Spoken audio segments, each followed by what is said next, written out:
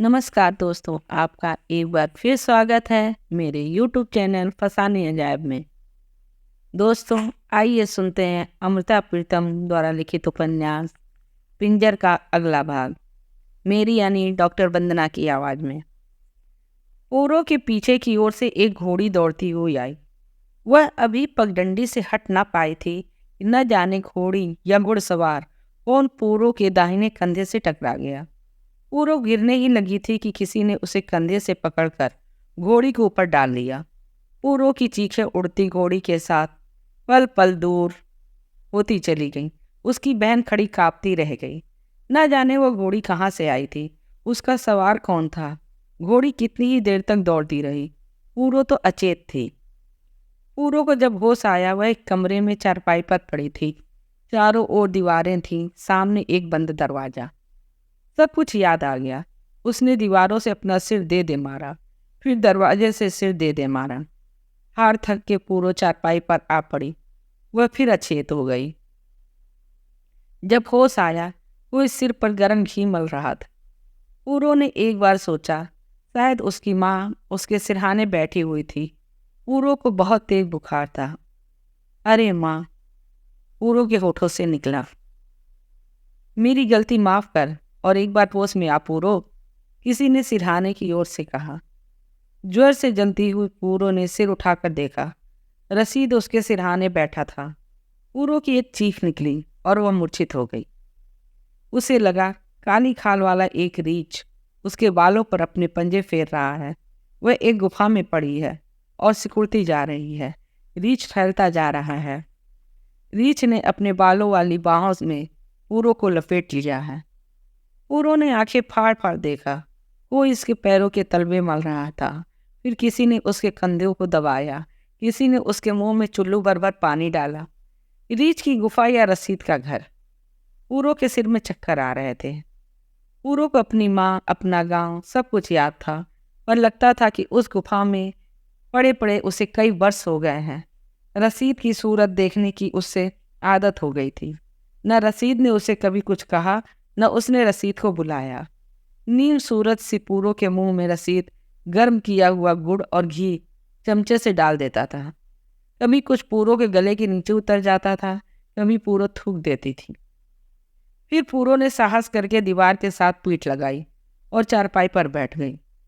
मैं कहाँ हूँ? पूरो ने पूछा। मेरे पास। रसीद चारपाई के सामने एक स्टूल पर बैठा था। रसीद का चेहरा झुका हुआ था। आज उसकी आंखें फट फट कर पूरो के चेहरे पर नहीं पड़ रही थी। तू मुझे यहाँ क्यों लाया है? पूरो को पूछने का साहस हुआ। फिर कभी बताऊंगा, रसीद ने इतना ही कहा और उठकर बाहर चला गया। पूरो गुमसुम सी चारपाई पर पड़ी रही। इस समय कमरे का दरवाजा खुला था। पूरो ने देखा, बाहर एक छोटा सा लॉन है। दालान के साथ ही एक छोटी सी ड्योढ़ी है और फिर बाहर का दरवाजा। पूरो कांपते कांपते उठी। चारों ओर दीवारों को देखा। वो डर रही थी, अभी इन दीवारों में से कोई निकल आएगा, उसकी बाह पकड़कर चारपाई पर डाल देगा। किंतु दीवारों में से कोई न निकला। पूरो बाहर के दालान में आ गई। आंगन के एक कोने में चूल्हे में आग बुझी हुई थी। पास एक हांडी पर तवा परात बिखरे पड़े थे। पानी का एक घड़ा भरा हुआ कोने में पड़ा था, पर कोई आदमी कहीं नजर नहीं आता था। पूरो कांपते पैरों से ड्योढ़ी में आई, फिर बाहर के दरवाजे के पास आई, फिर पीछे मुड़कर कोठरी की ओर देखा, फिर दरवाजे के पास हो गई। पर मकान का दरवाजा पूरो की किस्मत सब बंद पड़ा था। उसने बंद दरवाजे के साथ अपना सिर लगा लिया, पर दरवाजे को न पूरो के झुके हुए सिर पर तरस आया, न मुरझाए हुए चेहरे पर, न भीगी हुई आंखों पर। पलने से मुंह पोंछकर पूरो दरवाजे से लौट आई। घड़े में से पानी का एक चुल्लू भरकर पूरो ने अपने आंखों पर डाला।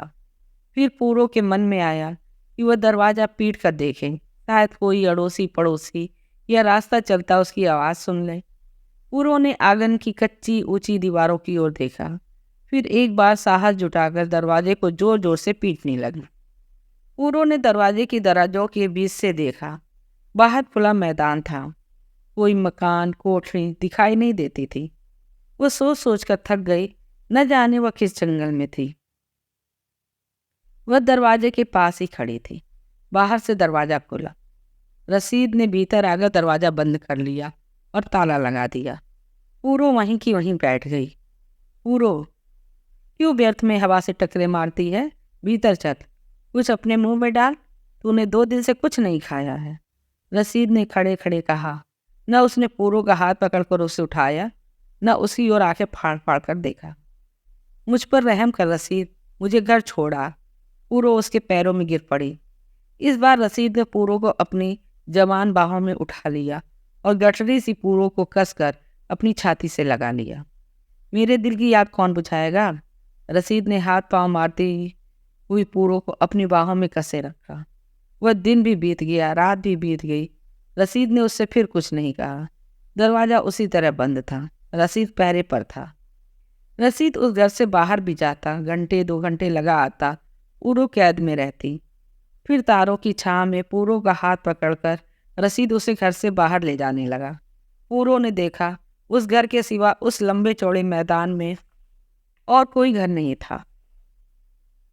रसीद के इस मकान के पास बहुत दूर तक फैला हुआ एक बाग था। शायद यह घर बाग के मालियों का हो। बाग में माली अवश्य होंगे, पर पूरो ने उन्हें कभी देखा न था, न उनकी आवाज़ सुनी थी। न तो पूरो के दिन ही बीतते थे, न उसकी रातें ही कटती थीं। पूरो को केवल यह संतोष था कि रसीद ने उसे कोई भरी बुरी बात नहीं कही। पूरो की मर्यादा अभी तक बची हुई थी। यह और बात थी कि रसीद पर न पूरो की मन्नत का असर होता था, न पूरो की गालियों का। पूरो के अपने अनुमान के अनुसार उसे कैद हुए पूरे 15 दिन हो गए थे। एक दिन रसीद ने लाल रेशम का एक जोड़ा पूरो के सामने लाकर रखा। इससे पहले भी रसीद ने पूरो को बदलने के लिए 2 जोड़े सूती कपड़े के लाके दिए थे, पर इस बार रसीद ने लाल रेशम का जोड़ा पूरो के आगे रखते हुए कहा, कल सवेरे नहा धोकर तैयार हो जाना, मौलवी आकर हमारा निकाह पढ़ा देगा। पूरो का दिन धक से रह गया। जो अब तक नहीं हुआ, क्या अब होकर ही रहेगा? उस दिन पूरो फिर रसीद के पैरों पर गिर पड़ी। पूरो, होना हवाना कुछ भी नहीं है। व्यर्थ में मेरे सिर गुनाही का बोझ ना लाद। कसम है अल्लाह पाक की, मुझसे तेरा ये रोना धोना नहीं देखा जाता। रसीद ने दूसरी ओर देखते हुए कहा। पूरो की समझ में ना आता था कि रसीद यदि ऐसा ही मेहरबान था तो उसने उसके सिर पर मुसीबत का यह पहाड़ क्यों डाल दिया। तूने अपने अल्लाह की कसम है रसीद, सच सच बता, तूने मेरे साथ ऐसा क्यों किया? पूरो, तेरा मेरा संबंध कोई पिछला लेना देना ही है। अब तुझे इन बातों से क्या मिलेगा? जो हो गया सो हो गया। मैं तुझे सारी उम्र तकलीफ ना होने दूंगा। पूरो हैरान थी, परेशान थी। ये कैसा आदमी है? पूरो, हमारे शेखों के घराने में और तुम्हारे शाहों के घराने में दादा परदादा के समय से बैर चला आ रहा है।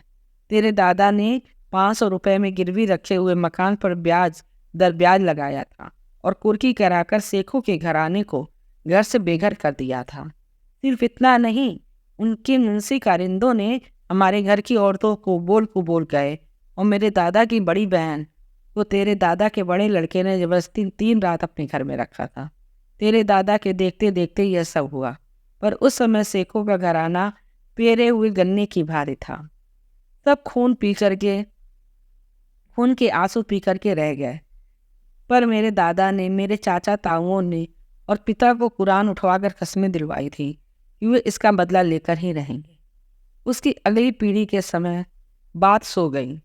अब जब तेरा काज इसी गांव में रचा जाने लगा, मेरे चाचा ताऊओं के लहू में पुराना बदला खोलने लगा। उन्होंने मुझे कस्में दिलाई, मेरे लहू को ललकारा और मुझसे कॉल कराया कि मैं साहू की लड़की को ब्याह से पहले किसी भी दिन उठा के ले जाऊं। रसीद चुप हो गया। पूरो धैर्य से अपनी किस्मत की कहानी सुनती रही। पूरो, पहले ही दिन जब मैंने तुझे देखा था, खुदा गवाह है, मुझे तुझसे इश्क हो गया। एक तो मेरी मोहब्बत का जोर, दूसरे मेरी पीठ पर सारा सिंह खराना। मैं तुझे ले आया हूँ, पर मुझसे कसम ले ले, मुझसे तेरा दुख नहीं देखा जाता। रसीद ने कहा। पूरो ने दोनों हाथों से अपना सिर थाम लिया। तेरी बुआ को मेरे ताऊ ने उठा लिया था, पर रसीद, इसमें मेरा क्या दोष? हाय, मैं कहीं की न रही। पूरो का मुंह आंसुओं से भीग गया। यही तो मैं कहता था, पर मेरे चाचा मुझ पर फटकार बरसाते थे। तो रसीद, उनके उकसाने से तूने मुझे मार डाला? पूरो ने रोते रोते कहा। पूरो, मैं सारी उम्र तेरे आगे दुनिया की नेमतें ला ला करके रखूंगा। रसीद ने भरे हुए गले से कहा। मैं तेरे ताऊ की तरह नहीं करूँगा कि 3 रातों के बाद बेचारी औरत को धक्का दे दूँ। रसीद एक बार मुझे मेरी माँ से मिला थे। पूरो के कहने के लिए यही मिला। ओ नेक वक्त, अब उस घर में तेरे लिए कोई जगह नहीं है। उनकी बिरादरी का कौन हिंदू फिर साओ के घर का पानी पिएगा। तू मेरे घर में पूरे 15 दिन रह चुकी है, पर मैंने तो सिर्फ तेरे घर का अन्न पानी मुँह लगाया है। मैं पूरो आगे कुछ न कह सकी, पर जो कुछ पूरो कहना चाहती थी उसे रसीद समझ गया। इस बात को कौन मानेगा पूरो, यह तो मेरी शराफत है कि पहले मैं तेरे साथ निकाह पढ़वाऊंगा। रसीद ने नरम आंखों से पूरो की ओर देखा। पूरो की आंखों के सामने उसका मंगेतर आ गया। अभी पूरो के तेल चढ़ना था, पूरो ने माइये पढ़ना था, पूरो के हल्दी का उपटन मला जाना था, पूरो को सच्चे हाथी दांत के दाल लाल चूड़ा चढ़ाना था, पूरो को कोड़ियों वाले कलीरे छनकाने थे, पूरो को रेशमी जोड़े पहनने थे, पूरो के रूप चढ़ना था, पूरो को डोली में बैठना था। पूरो पूरो पूरो पूरो निर्दोष थी। वो कैसे समझ लेती कि उसकी माँ का दिल पत्थर हो जाएगा, उसके पिता का दिल लोहे का बन जाएगा। वे अपनी बेटी को घर से निकाल देंगे, उनके घर की दीवारें उसे अंदर लेने से इनकार कर देंगी। मैं जब लौट कर घर नहीं पहुंची तो उस समय मेरे माता पिता का क्या हाल हुआ होगा। मेरी बहन, पूरो वह समय याद आ गया जब होनी उसके सिर पर टूट पड़ी थी। वो रोते खिलपते रहे, पर उसी तरह जैसे मेरे दादा, मेरे पिता, मेरे चाचा, मेरी बुआ के चले जाने पर रोए थे। पुलिस भी बहुत खोज खबर लगा कर हार गई, पर उन्हें भी कोई अता पता नहीं लग सका। उन्हें पता लग भी कैसा सकता था। पुलिस ने पूरा 500 रुपये खाया है। रसीद अपनी हंसी न रोक सका। तू तो जानती है कि इस समय हमारा पलड़ा भारी है। सारा गांव मुसलमानों का है, कोई हिंदू का बच्चा आग उठाकर हमारी ओर देख नहीं सकता। यही गनीमत है कि उनकी जान माल सलामत है, उन्हें अपनी जान प्यारी है। वे कुछ बोल नहीं सकते। अगर वे हमारे घर की ओर उंगली भी उठाते तो हमारे आदमी उन्हें नहर भी नहीं पार करने देते। रसीद ने कुछ हंसकर कहा। शायद उसके दिल में पुराने बदले की याद तक उठी थी। क्या मेरे माता पिता सियाम चले गए? पूरो ने तड़प कर पूछा। नहीं, अभी नहीं, रसीद ने उत्तर दिया। मैं कहाँ रह रही हूँ? अपने गांव से कितनी दूर हूँ? पूरो ने पूछा। तू अपने गांव के पिछली ओर मधोकिया के कुएं के पास मेरे अपने बाग में है, और शायद तू अपने गांव जाने का सपना देख रही है। अभी नहीं, जरा बात ठंडी हो ले, 6 महीने बीत जाए, वहाँ भी ले चलूँगा। रसीद मुस्कुराने लगा। पूरो चुप हो गई। रसीद ने चावल के पुलाव की एक तस्तरी भरकर पूरो के आगे रखी। रसीद जब बाहर जाता था तब शायद किसी के हाथ अपने गांव से पकवान मंगा लेता था। पूरो को कुछ पता न था। उस दिन पूरो के मन में कुछ उड़धुएड़ बुन लगी। उसे डर था कहीं उसका साहस जवाब ना दे जाए, इसलिए पूरो ने चावल के 2-4 कौर अपने भीतर डाल लिए। पानी भी घूट घूट करके एक कटोरा पी लिया। उस रात पूरो ने साहस इकट्ठा करके अपने मन को पक्का किया। रसीद के सिरहाने दरवाजे की चाबी रखी हुई थी। पूरो ने चुपके से उसे उठा लिया, दरवाज़ा खोला। उसका दिल धक धक कर रहा था कि रसीद अब जागा तब जागा, पर रसीद की आंख न खुली। बाहर रात के सन्नाटे को देखकर पूरो कांप उठी। एक बार उसका जी किया कि वह लौट कर रसीद के पास चली जाए। न जाने रात के अंधेरे में वह छत्तों आने का रास्ता पा सकेगी या नहीं। कहीं रात के अंधेरे में रसीद से भी गए बीते किसी आदमी के हाथ पड़ जाए तो उसकी क्या दशा हो। पर पूरो को अपनी माँ का चेहरा याद आ गया, पूरो को अपने पिता का चेहरा याद आ गया, बहन भाई याद आ गए। पूरो ने एक पगडंडी पकड़ ली। शायद ही मधोकिया के कुएं का रास्ता हो। डरती कांपती वह चलती रही। रात का गहरा अंधेरा फट चला था। मधोकिया के कुएं का रास्ता ठीक निकला। पूरो ने झुटपुटे अंधेरे में ही छत्तों आनी गांव का पिछवाड़ा पहचान लिया। अब पूरो न इधर में थी न उधर में। उसने अपनी बची हुई ताकत को अपने पैरों में डाला और दौड़ने लगी। पूरो ने छत्तों आनी गांव को पहचान, अपने घर की ओर मुड़ती हुई गली को पहचाना, अंधेरे में अपने घर की दीवारों को पहचाना। दरवाज़ा खटखटाया और जैसे ही किसी ने भीतर से दरवाज़ा खोला, पूरो ड्योढ़ी में फर्श पर गिर पड़ी। वह अपनी शक्ति का अंतिम अंश भी खर्च कर चुकी थी। अब यह दौड़ दौड़कर हाँक हाँक कर ढाई को छू चुकी थी। अब पूरो की पूरी शक्ति निःशेष हो चुकी थी। पूरो की आंखों में अंधेरा छा रहा था। उसने देखा उसकी माँ, उसका पिता हाथ में दिया लेकर उसके पास खड़े हुए हैं। वह एक घायल पक्षी की तरह ड्योढ़ी की कच्चे फर्श पर पड़ी सिसकने लगी। उसने देखा माँ की आंखों में पानी की धाराएं बह रही थीं। माँ ने पूरो को उठाकर अपनी बाहों में ले लिया। पूरो ने माँ की छाती में अपने सिर को ऐसे लगा लिया जैसे उसके टूटे हुए संबंध फिर जुड़ जाएंगे। पूरो की माँ की चीखें निकल गईं। लोग इकट्ठे हो जाएंगे। पूरो के पिता ने अपनी स्त्री का कंधा हिलाकर कहा। पूरो की माँ ने अपने पल्लू के कोनों को इकट्ठा करके मुंह में ठूस लिया। बेटी, अब तेरी किस्मत, अब हमारे बस का कुछ नहीं है। पूरो को अपने पिता का स्वर सुनाई दिया। वह अपनी माँ से चिपटी रही। अभी शेखों के यहाँ से लोग आ जाएंगे और हमारे बच्चे बच्चे को पेड़ डालेंगे। मुझे लेकर सियाम चले चलो। पूरो ने भी माँ की छाती से चेहरा हटाकर बड़े आग्रह से कहा। हम तुझे कहाँ रखेंगे? तुझे कौन ब्याह कर ले जाएगा? तेरा धर्म गया, तेरा जन्म गया। हम जो इस समय कुछ भी बोले तो हमारे लहू की एक बूंद भी नहीं बचेगी। हाय, मुझे अपने हाथ से ही मार डालो, पूरो ने तड़प कर कहा। बेटी, जन्मते ही मर गई होती तो ठीक था। अब यहाँ से चली जा। शेख आते ही होंगे। तेरे पिता, तेरे भाई का कहीं पता नहीं मिलेगा। वे सबको मार डालेंगे। माँ ने न जाने कैसे अपने दिल पर पत्थर रख कर यह बात कही। पूरो को ध्यान आया, रसीद ने कहा था, नेक वक्त उस घर में तेरे लिए कोई जगह नहीं। क्या रसीद ने सच कहा था? पूरो को एक बार मंगेतर रामचंद्र का ध्यान आया। क्या सगाई और क्या ब्याह! क्या पूरो उसकी कुछ नहीं लगती थी? उसने पूरो की एक बात भी न पूछी।